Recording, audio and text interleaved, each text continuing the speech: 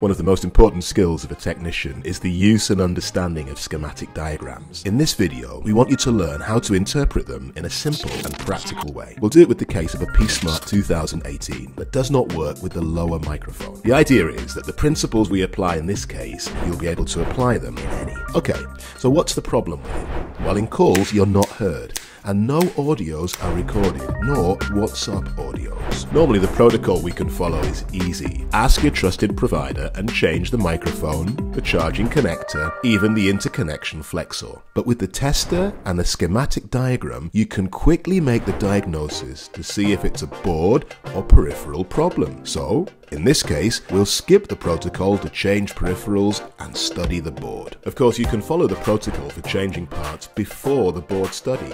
So we'll leave a downloadable PDF for you to follow. Also, in that PDF, you'll find the meaning of some of the most important nomenclature in a schematic diagram. So if it's peripheral failure, you'll know how to solve it. And if it's a board failure, you'll also know how to fix it. The audio driver of this device is inside the PMic U1000 voltage manager. How do we know? We simply put into the search the word mic, which is short for microphone. All microphone lines in the schematics of all phones will be called mic. We search for the microphone lines and locate these three: mic1_P, mic1_N, and mic bias. We find the mic1_P line passing from the capacitor C1114 and arriving to the FPC connector J2901 at pin 32. We measure in diode reference scale, or in ohms, and find at C1114 we have a value, and at pin 32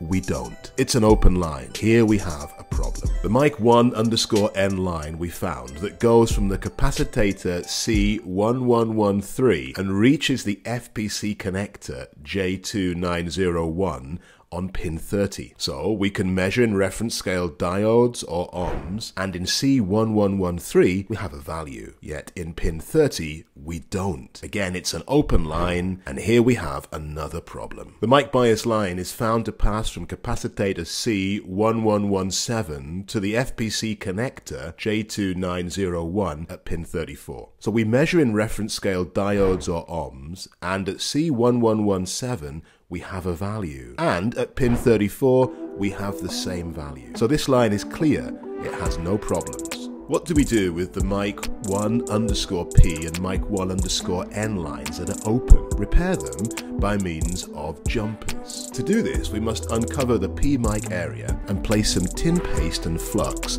on the capacitor C1114. We place the copper wire and solder. Then we take the wire to pin 32 of connector J2901 and repeat the procedure. Place some tin paste and flux, and then solder. Now we do the same process to rebuild the mic1_N track. Once the jumpers have been made, we test the device, and it works perfectly. If you have any questions about the schematics or the process of this or any repair, don't forget to leave them in the comments section. Diagnostic protocols are very important in repairs. So, as we promised you at the beginning, in the description of this video, we'll also leave you a link. Don't forget that if you want to ask your trusted supplier and change the microphone, the charging connector, or purchase any kind of spare parts or tools for your repairs, you can do it by entering forphones.eu. Thank you very much for watching our video, and see you next time.